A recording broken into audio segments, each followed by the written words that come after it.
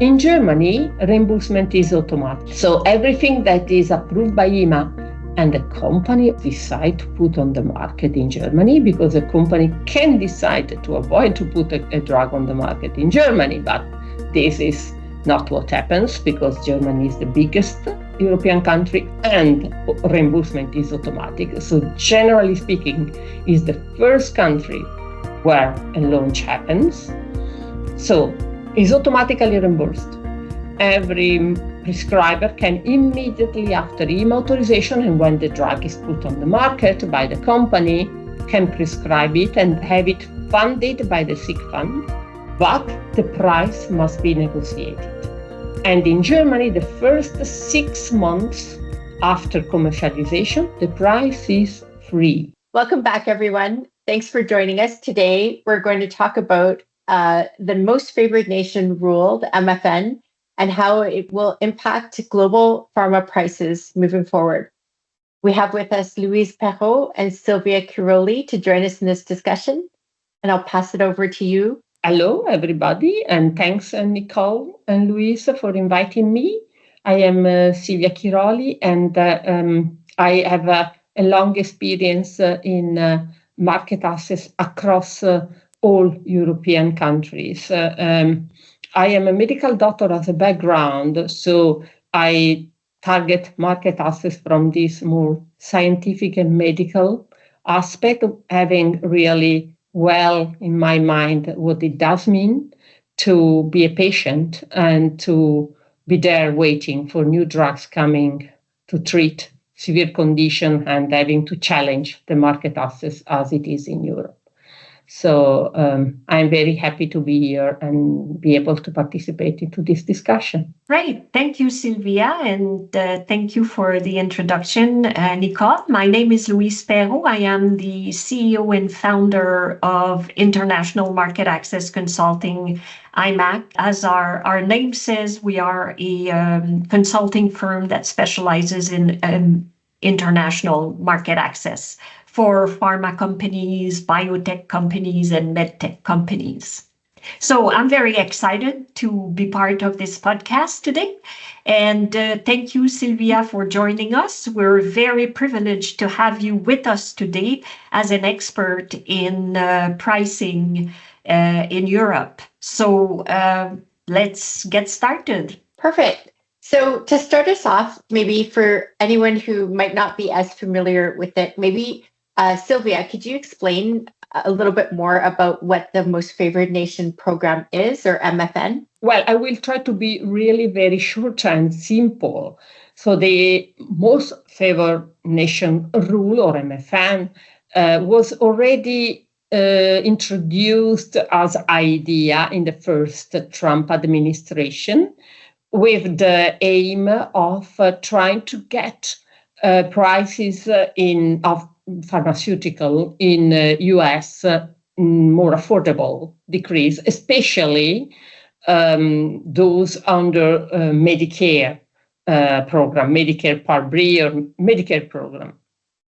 This rule was posed, was not further developed under Biden administration, but was now revived under the second Trump administration, slightly or significantly changing the twist in what is this meant. So at the beginning was meant to try and get prices lower in the US. Now is more meant to try and force pricing up outside US, and especially in European countries, or globally, fundamentally, with the idea that innovation is mainly developed in the US, and then US pay for that with high price of the drug, while the rest of the world enjoys this innovation without really paying for that enough. This, of course, may have profound implication, because until now, US is not yet adopted this rule. Is just under development, but it would mean that also in the US there will be an international reference pricing system, at least for the part of the medical care that is covered by public funding. So this is in a nutshell what the MNF rule means. Very interesting, Silvia.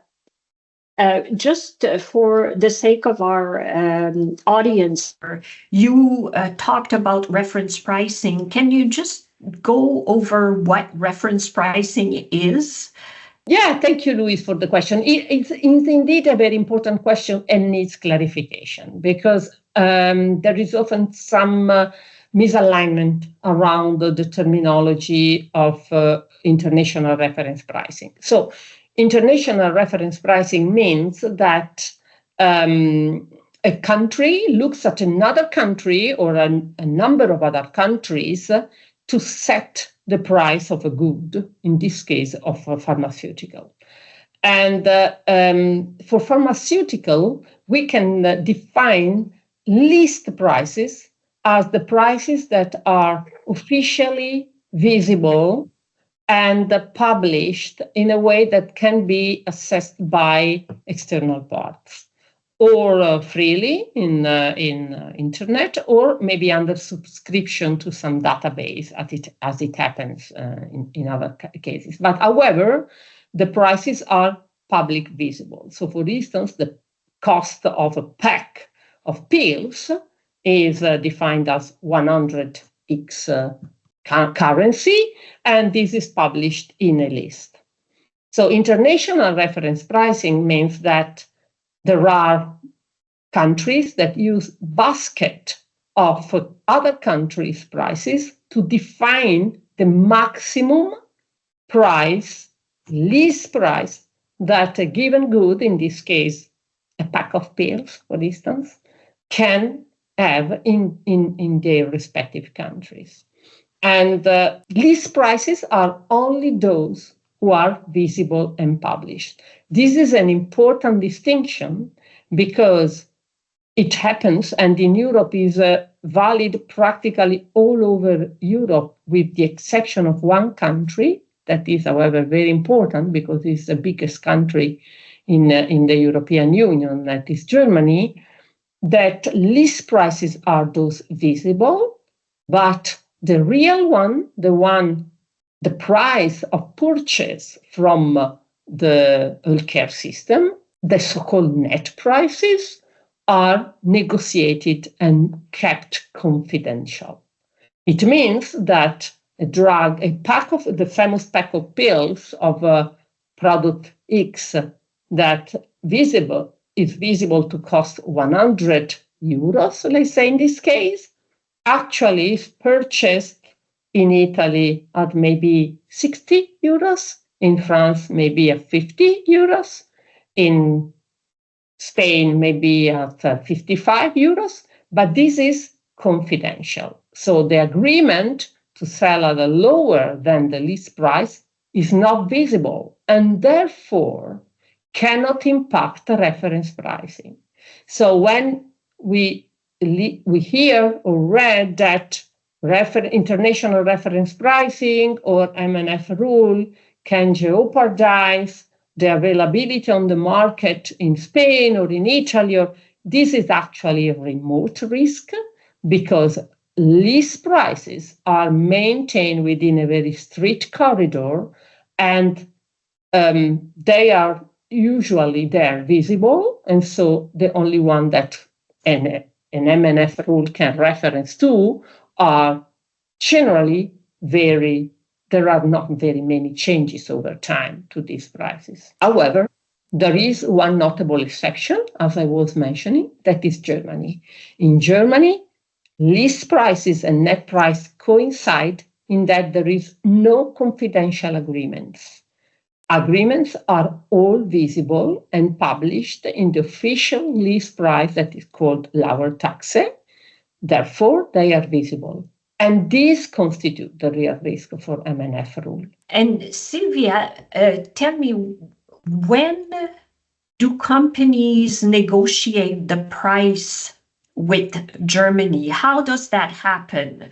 Let's say a product gets commercial authorization from EMA. What's the process after that from a pricing perspective? In Germany, and that is another notable difference compared to practically all other European countries. In all European countries, a manufacturer or marketing authorization holder must negotiate both the reimbursement. So you have your authorization from EMA that says this drug can be put on the market, is safe and effective, and is authorized for commercialization in the European countries, in the European Union, but is not yet reimbursed. And in practically everywhere in Europe, the marketing authorization owner must go to the national agency of the respective countries and start a process to have a new product reimbursed and priced, both. In Germany, reimbursement is automatic. So everything that is approved by EMA and the company, of course, decide to put on the market in Germany, because a company can decide to avoid to put a drug on the market in Germany, but this is not what happens, because Germany is the biggest European country and reimbursement is automatic. So generally speaking, is the first country where a launch happens. So it's automatically reimbursed. Every prescriber can immediately after EMA authorization, and when the drug is put on the market by the company, can prescribe it and have it funded by the sick fund. But the price must be negotiated. And in Germany, the first 6 months after commercialization, the price is free.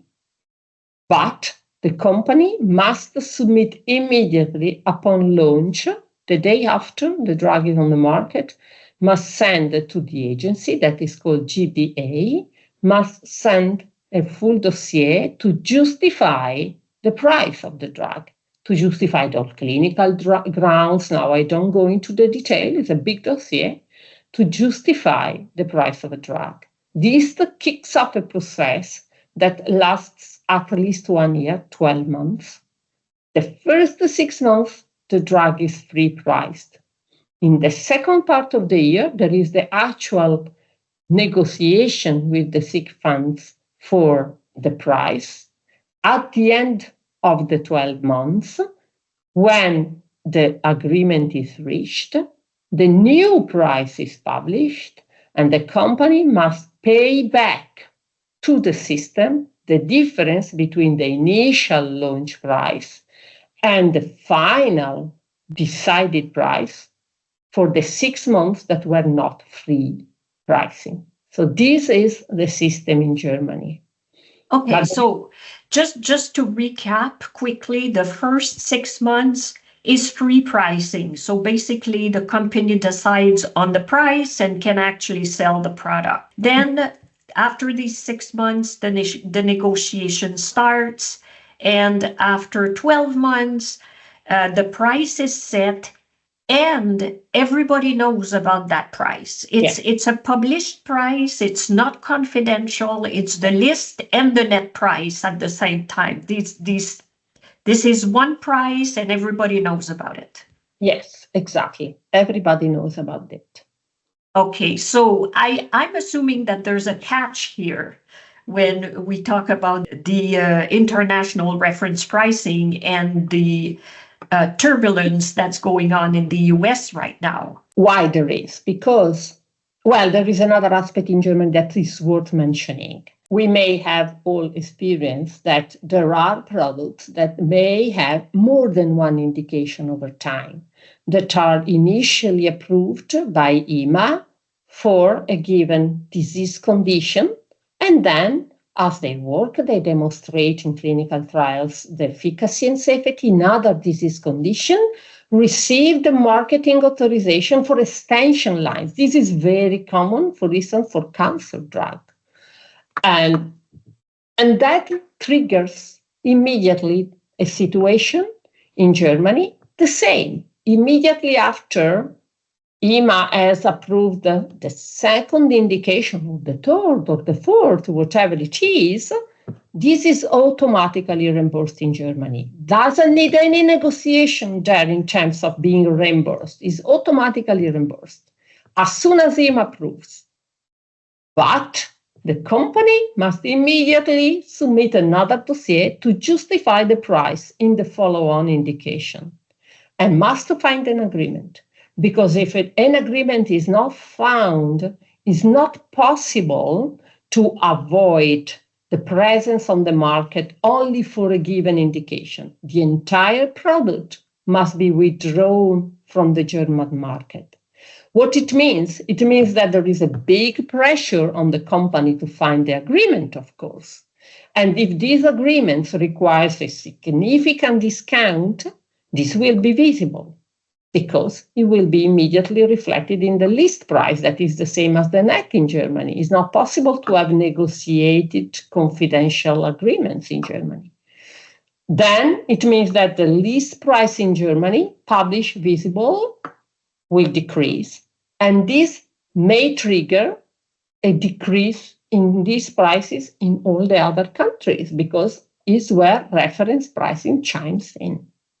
So if we want to identify the weak point in the European pricing system that can be deeply impacted by this MFN rule, this is the system in Germany, which is very favorable from one side because it allows immediate access to the market.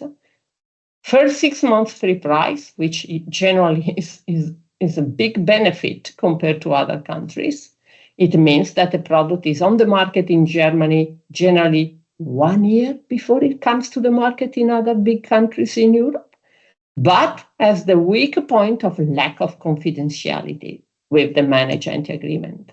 And the fact that you are forced to remain there with any subsequent indication. The company cannot avoid going there with another indication, even if this indication may trigger big revisions of the price, the company must be there or must withdraw entirely from the biggest European market, 80 million people, imagine, is a big challenge, especially for small biotech that have only one product or two products that have, a big investment to be done to be present on the European market. So if I see a risk, the risk is in the system in Germany, and it could be addressed by finding a solution with the German authorities so that also in Germany, like in all other European countries, the list and the net are disconnected,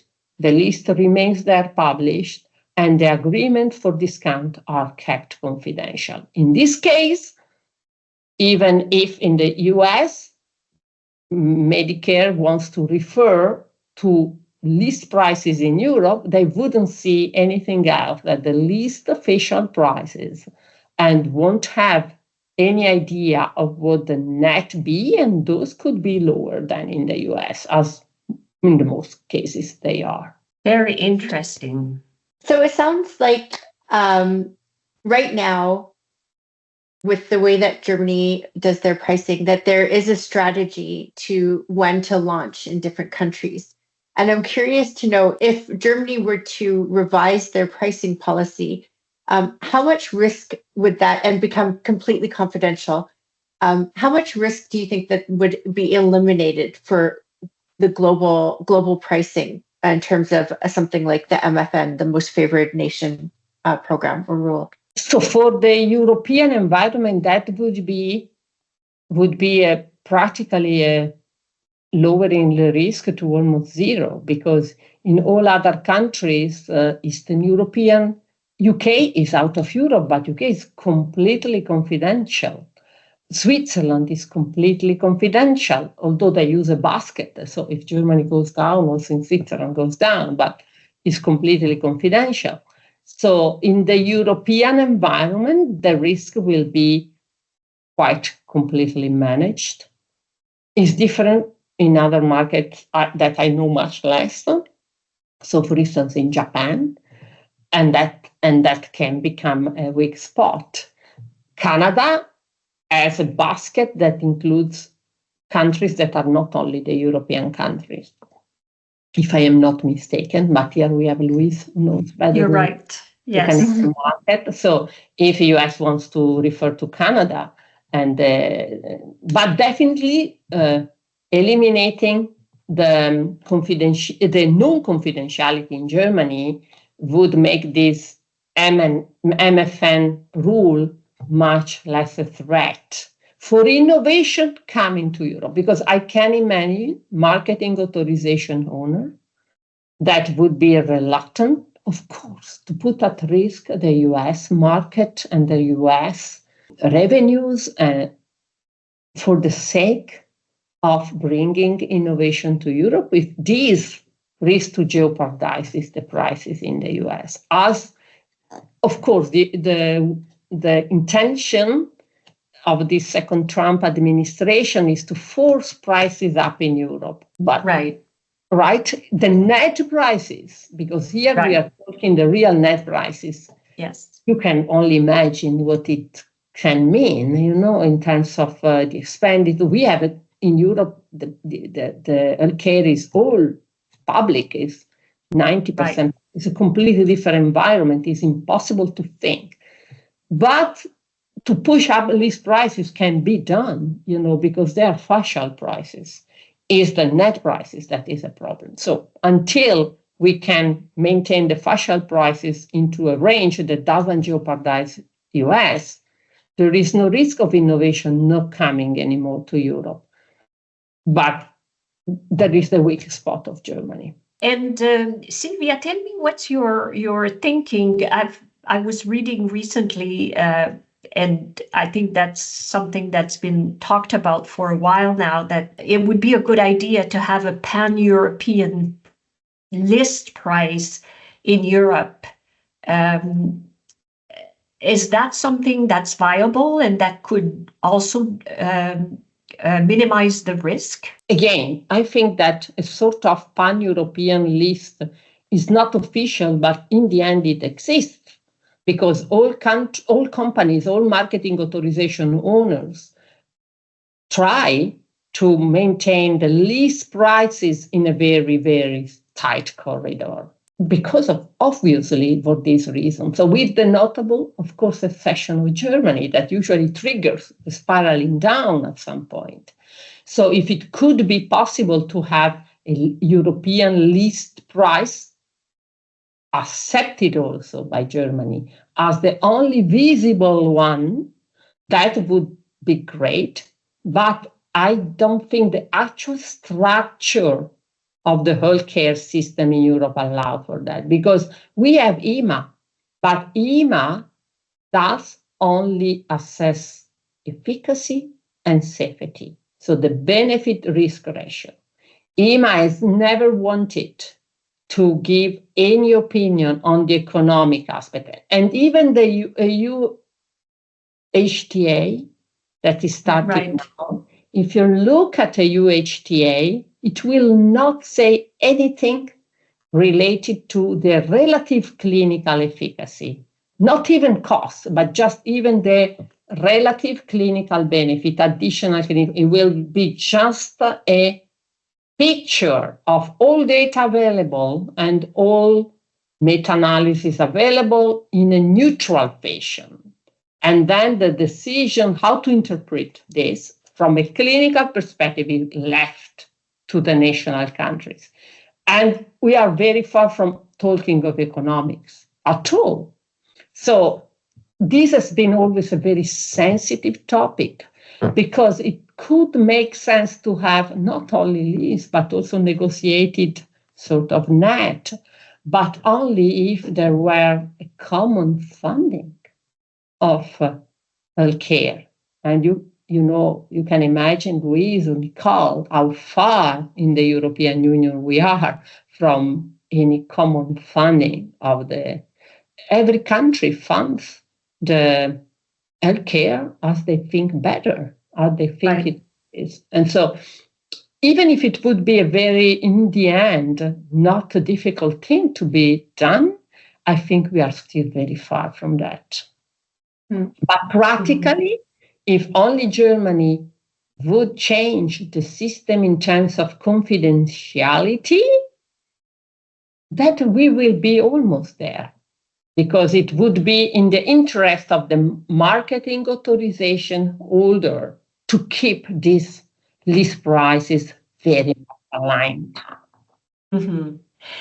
And do you know, Silvia, if there are any negotiations ongoing with Germany about making the price, the list price public and confidential price, making that different prices? Is there any I know there talk is of a that? lot of discussion. I wouldn't call it negotiations. I would call it there is internal discussion in Germany.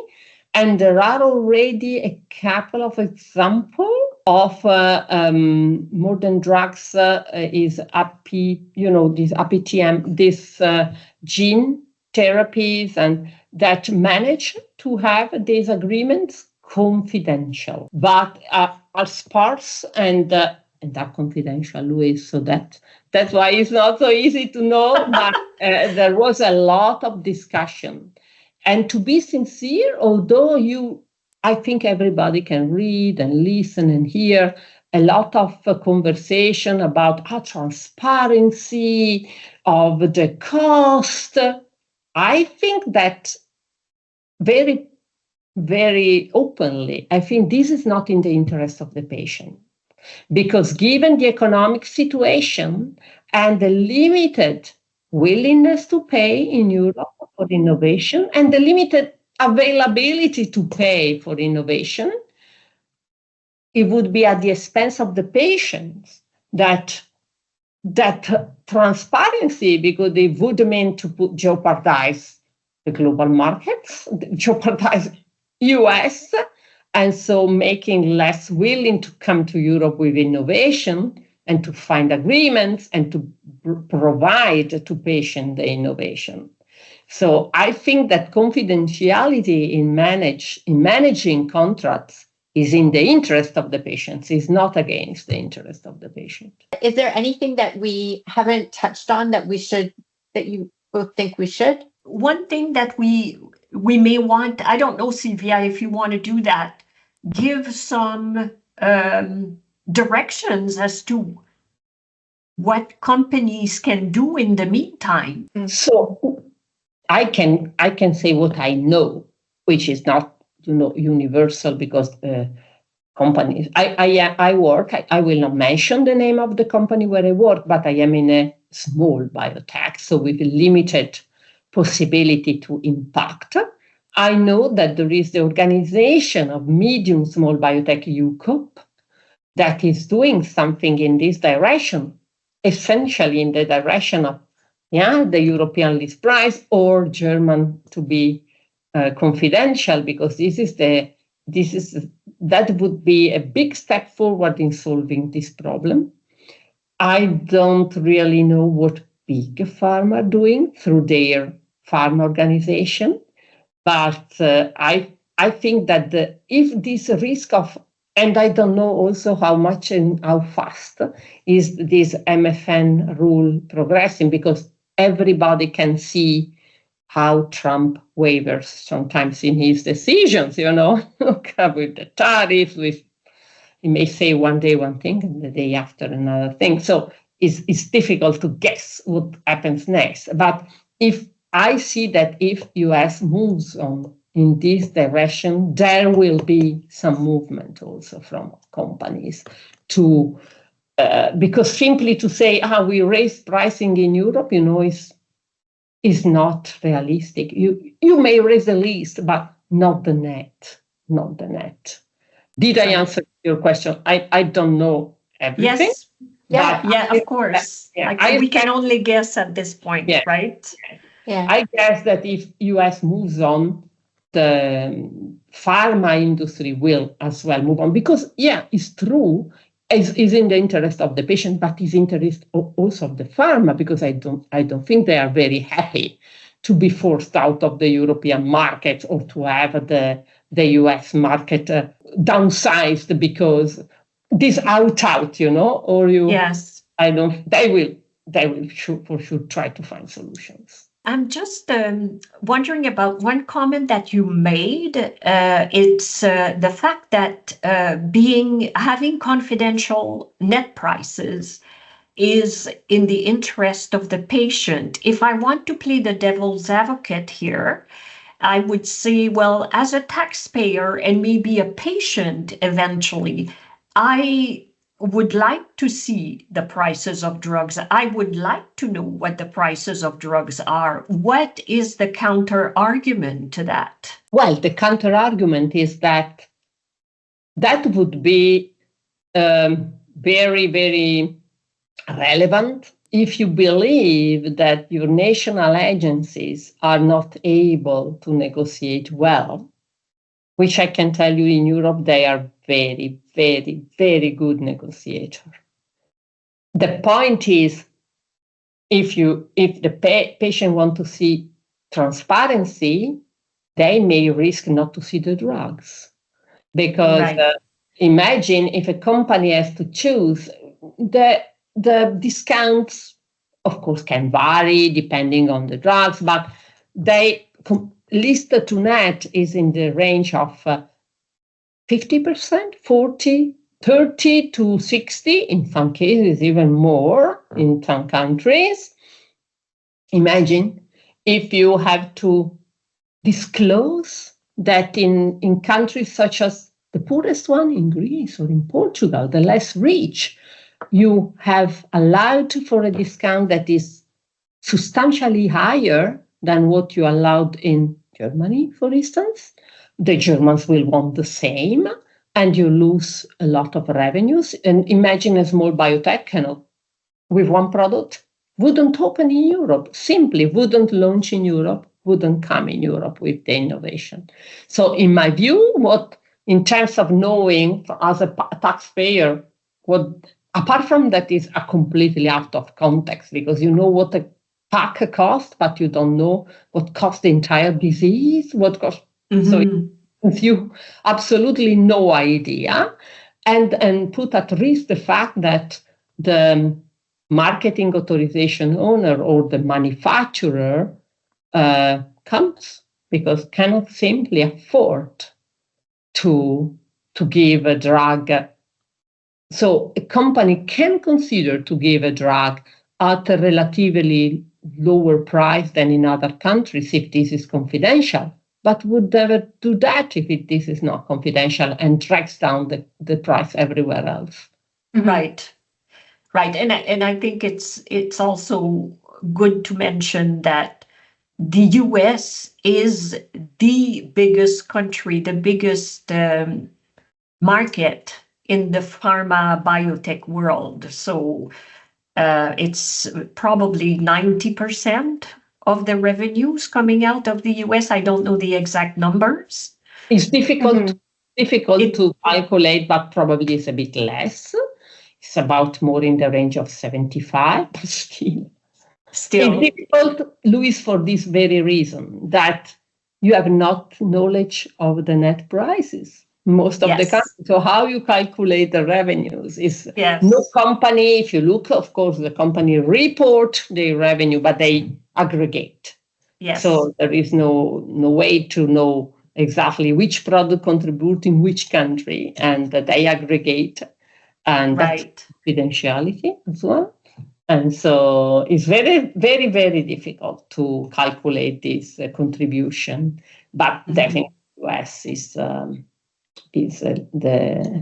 because in US you can increase the prices, is a bit of a crazy situation, US. So that cannot be sustained in Europe, at least. I don't know. Well, in Canada, not in Canada either. That's a fact. Yes. Yes, definitely.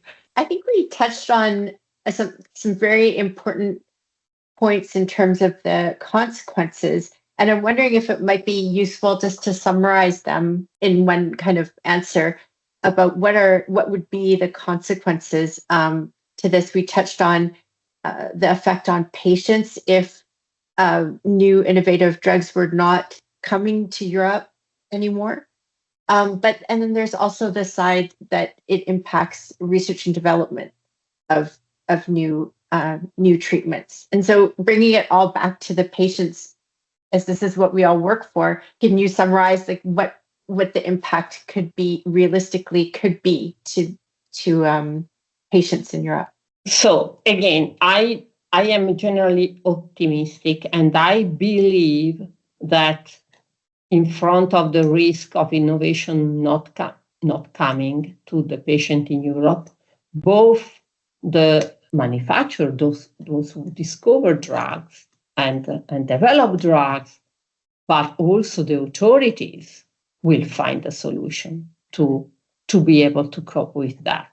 So because it's already like that in terms of timing. We already know that with the notable exception of Germany, because this is the advantage of Germany, you are there immediately. Innovative products come later to European countries, on average 1 year, but sometimes later, more than 1 year, because of the negotiation process. And already, despite confidentiality, in some countries, there is a reluctance to go because the return on investment is too low to justify a presence, to justify building up operations there. So I tend to believe that this MFN rule will fail in the objective of raising the real prices in Europe, will fail because there is not enough money, okay, just to raise the prices, but will also fail in blocking innovation to come to Europe because both manufacturers and both the industry, let's say, and the regulators and the reimbursement authorities, can be payers in general terms, will find a solution. With my long experience, really long experience as negotiator, I have negotiated with most of the agencies in Europe. They are very tough, but they want innovation to come to the countries because for the reason, Louise, you were mentioning, they don't want to be indicated by taxpayers are those who block the innovation to come. Everywhere, well, with maybe the notable exception of UK, unfortunately, but everywhere there is this willingness to find an agreement. That may be tougher to be found, and sometimes companies cannot find it, but generally the two parts can come to. So in this case, if it is confidentiality that can solve a big issue, I think in the end, the industry and the reimbursement authorities or agency will find a way. So I am optimistic that this will not happen. So thank you so much, Louise and Silvia, for this really, really interesting discussion. I think we touched on a lot of different points. And it's great to hear that at the end of all of this, there is some positive outlook towards the future in terms of how the MFN rule will impact pharma and patients in Europe. So thank you again. Thanks to you for having me, and to the next opportunity to talk about some interesting topic. Excellent. Thanks for tuning in to today's episode. We hope you found it valuable. And if you did, we'd love it if you subscribed, shared it with a colleague, or left us a quick review. We've got more expert insights coming your way, everything from rare disease access to real-world evidence and global pricing market strategy. So stay with us. And if there's a topic you'd like us to cover or a question you'd like answered on the podcast, please feel free to drop us a line. We'd love to hear from you. From everyone at IMAC, thanks again, and we look forward to seeing you next time.